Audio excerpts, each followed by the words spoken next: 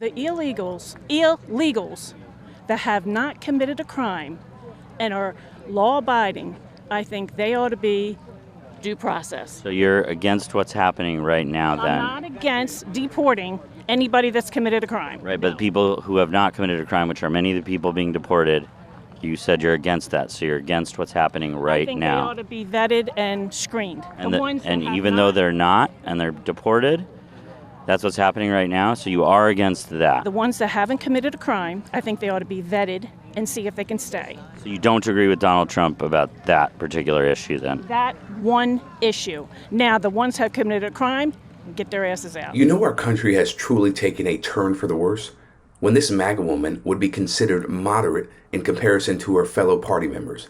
If you can't draw a red line, even after admitting that you disagree with Trump's assault on constitutional rights and due process protections, then you're not all that different from the rest of the MAGA cult. Federal troops, the National Guard, has been called in within our borders. And they should be. Yeah. And they should be. Does it feel like the right time for a big military parade, though, too?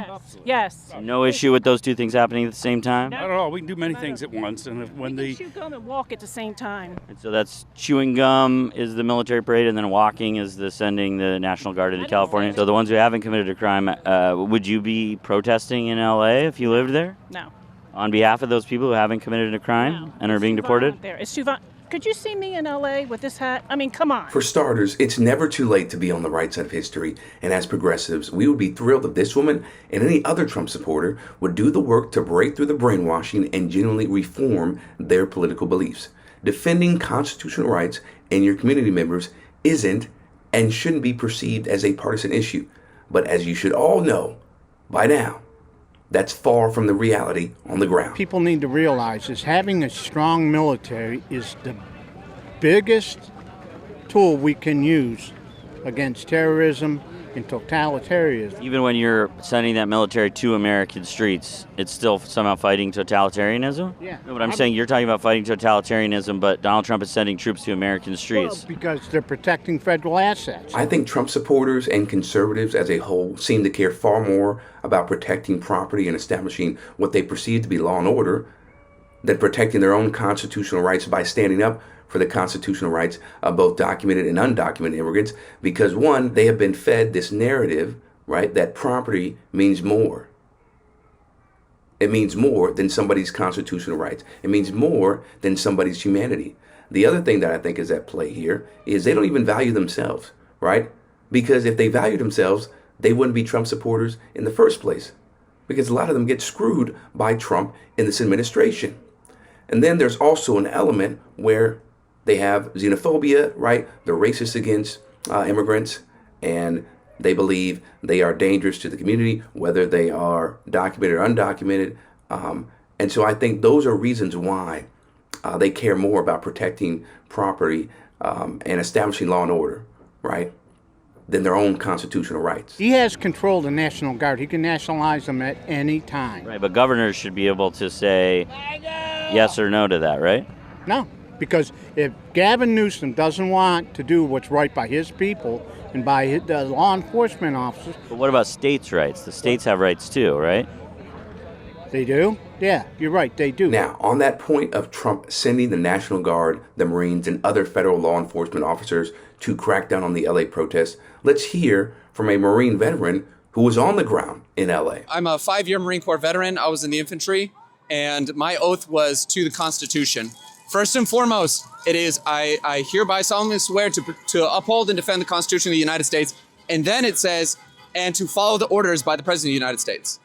Priority is given to the Constitution, and it doesn't say any one specific president. So I'm out here specifically to march against the unconstitutional brutality that is being committed upon people, whether they're citizens or they're documented or they're undocumented. How do you feel about the Marines being called in to Los Angeles to deal with mostly a peaceful protest?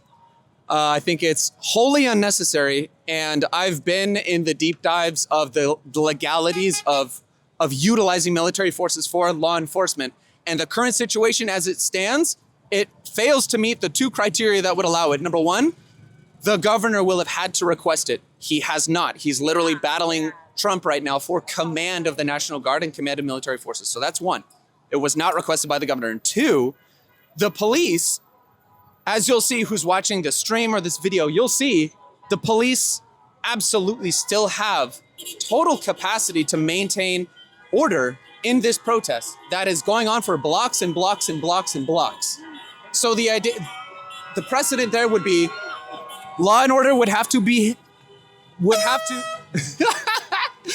had to completely disintegrate for the federal government to say, all right, the county of Los Angeles, city of Los Angeles has gone completely Mad Max. We now have no other choice but to send in the Marines. They're great, they're wonderful. Right, but those two criteria have not been met. So using Marines in such an egregious and such a morally defunct way is abhorrent to me. It's very apparent that the Trump administration is using the media, both through their own posts, interviews, etc., as well as legacy outlets like Fox, to manipulate the reality of the LA protests to conceal all of the legally questionable stuff they're getting up to. And all of the legally questionable stuff, there is a laundry list of that, to be clear. The veteran community, because it originates from a military experience, the military, which is an inherently fascistic institution, we were conditioned to be nationalist. We were conditioned to be anti-Arab. We were conditioned to have disdain for protesters, for students, for people who are just trying to ensure and secure their civil liberties. That's what's conditioned into us, right? So there are a lot of veterans out there who, after leaving service, they continue on with that because they want to uphold the system. They want to uphold the status quo that they've already committed a certain amount of time of their life to. I'm here to tell you, you do not have to go along with it. If you feel differently, if you're seeing what I'm seeing, what so many other people in this country are seeing, and you feel that it's wrong, please speak up.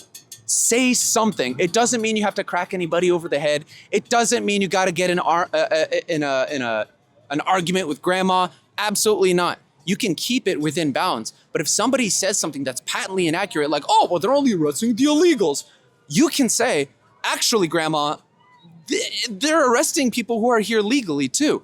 And when you speak up, you will begin to create more and more space for veterans to push against the nationalist attitude that was programmed into us. We can free ourselves.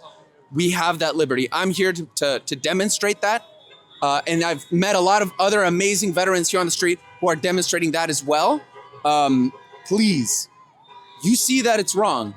You can say something. You have a voice. Just because you're not going along with Trump does not mean that what you're saying is wrong. I really love the veterans' advice to other veterans and active service members because it lets you know that you can come out on the other side, on the right side of history, right, after being a part of the military, because you don't have to stay in that mindset of being a nationalist and being anti-Arab and having disdain for protesters and students who are exercising their rights, right, to protest. You can unlearn all of the propaganda that has been sent your way once you're out of the service. And this is why it's a perfect time for communities across the country to unite along class lines instead of partisanship or other affiliations. Because make no mistake about it, people, the immigration crackdown is an assault on the American working class. So it doesn't just affect undocumented or documented immigrants. It affects everybody, okay, in the working class. Listen, we are stronger together. Our numbers, when we unite, right, the power of the people, we outweigh, right, we outnumber the elite and the 1%. Strength in numbers, baby. For Rebel HQ, I'm Chris Williamson. We'll see you next time.